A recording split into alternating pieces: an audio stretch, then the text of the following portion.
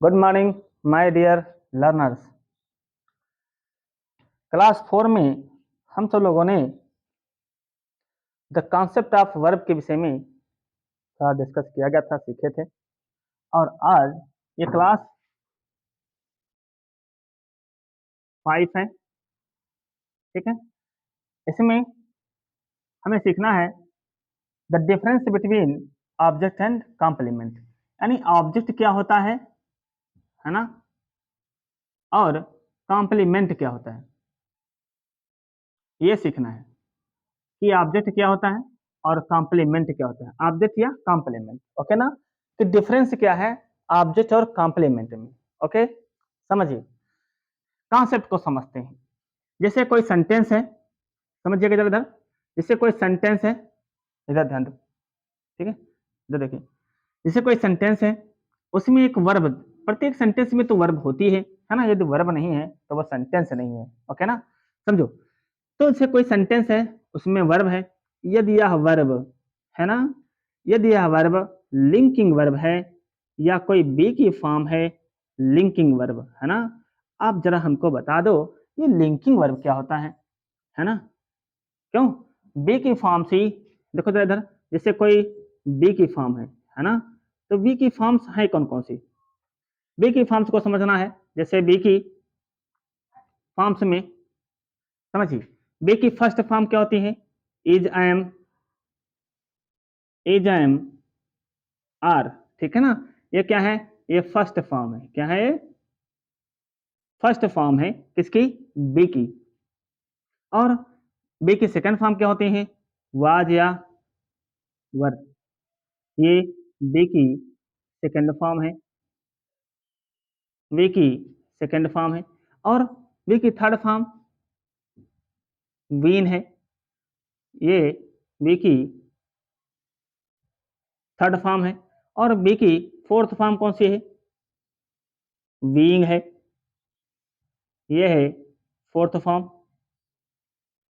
यदि बी की fifth form कहा जाए तो बी स्वयं है ना। बी की फिफ्थ फॉर्म बी स्वयं है। समझिए, टोटल कितनी हुई है ना? 1 2 3 4 5 6 7 8, यानी बी की फॉर्म्स कितनी है? टोटल 8 है ना।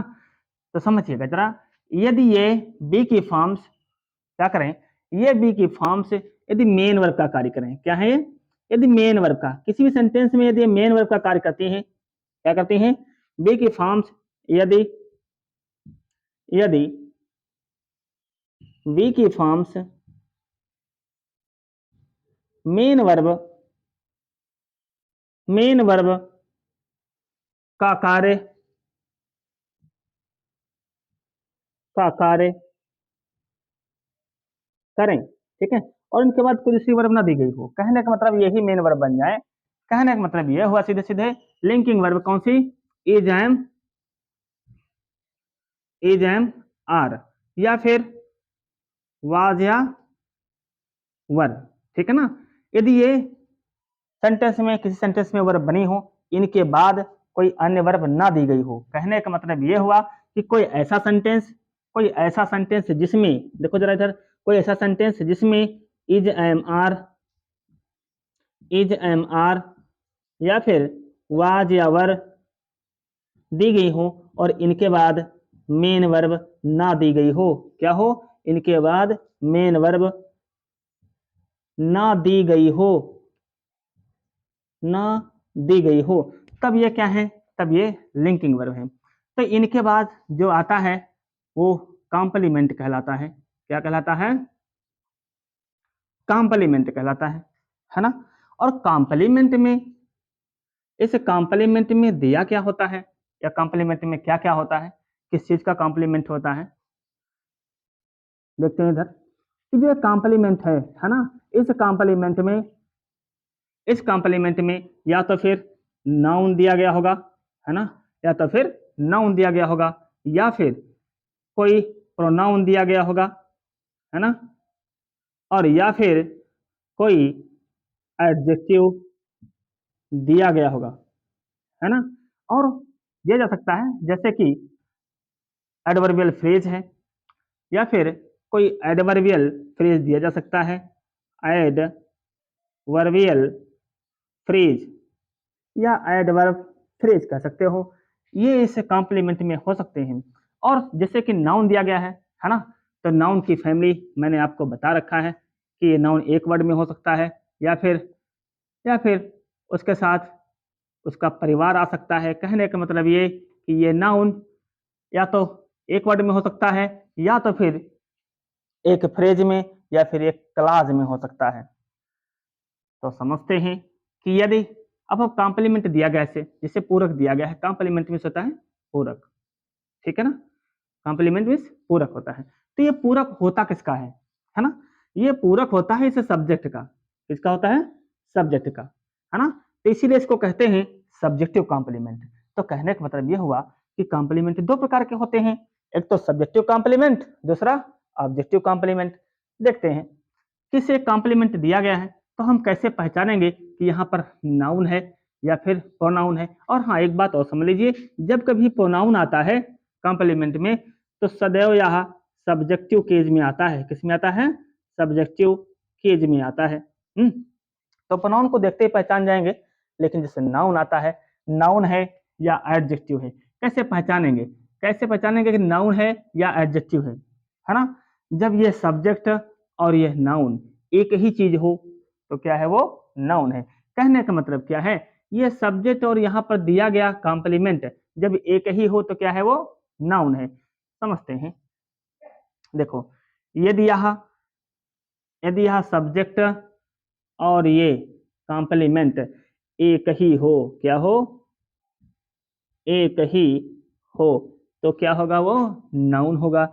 यदि सब्जेक्ट के बारे में जानकारी है, क्या है? यदि सब्जेक्ट के बारे में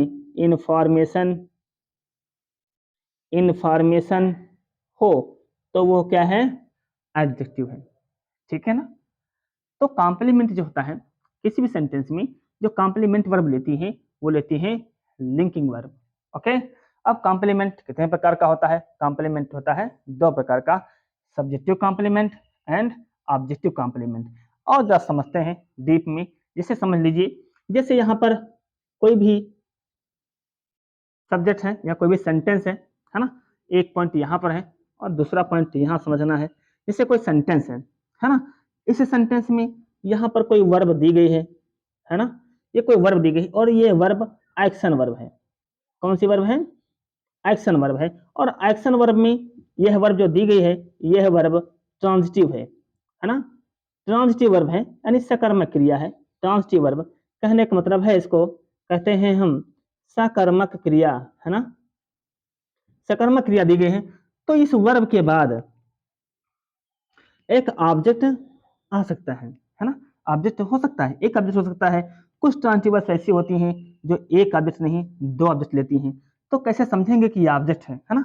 वैसे यदि हम वर्ब के साथ प्रश्न करेंगे, है ना, व्हाट या होम का, यदि हम वर्ब के साथ प्रश्न करेंगे व्हाट या होम का, है ना, तो हमें ऑब्जेक्ट मिल जाता है। इसका प्रश्न करने पर व्हाट का, है ना, व्हाट का प्रश्न करने पर जो प्राप्त आंसर होगा, है ना, जो प्राप्त आंसर होगा वह ऑब्जेक्ट होगा। ओके ना। यदि हम होम का प्रश्न करते हैं, है ना, यदि होम का प्रश्न करते हैं तो होम का प्रश्न करने पर जो प्राप्त आंसर होगा, है ना, वह भी ऑब्जेक्ट होगा। लेकिन अब समझिए, ऑब्जेक्ट भी होते हैं दो प्रकार के, है ना, ऑब्जेक्ट भी होते हैं दो प्रकार के। एक होता है डायरेक्ट ऑब्जेक्ट और एक होता है इनडायरेक्ट ऑब्जेक्ट। तो जो हम व्हाट से जो प्रश्न करेंगे, जो प्राप्त हमारा आंसर होगा वो होगा डायरेक्ट ऑब्जेक्ट। क्या होगा? वो होगा डायरेक्ट ऑब्जेक्ट, है ना। और जो हम होम से प्रश्न करेंगे वो हमारा प्राप्त जो ऑब्जेक्ट होगा वो होगा इनडायरेक्ट ऑब्जेक्ट। अब डायरेक्ट ऑब्जेक्ट क्या है और इनडायरेक्ट ऑब्जेक्ट क्या है? कहने मतलब जो हम व्हाट से प्रश्न करेंगे, है ना, तो जो प्राप्त आंसर होगा वो होगा डायरेक्ट ऑब्जेक्ट। और जब हम होम से प्रश्न करेंगे, है ना, होम का प्रश्न करेंगे वर्ब से, तो जो हमारा प्राप्त ये ऑब्जेक्ट होगा वो होगा इनडायरेक्ट ऑब्जेक्ट। अब डायरेक्ट ऑब्जेक्ट क्या है और इनडायरेक्ट ऑब्जेक्ट क्या है, सब्जेक्टिव कॉम्प्लीमेंट क्या है और ऑब्जेक्टिव कॉम्प्लीमेंट क्या है, ये अब हम नेक्स्ट वीडियो में, नेक्स्ट क्लास में सीखने वाले हैं, है ना। माय डियर लर्नर्स, यदि ऐसे वीडियो चाहते हो तो हमारे इस टेक इंग्लिश पाठशाला बेसिक टू एडवांस को सब्सक्राइब करें, अपने दोस्तों में शेयर करो, ठीक है। ओके।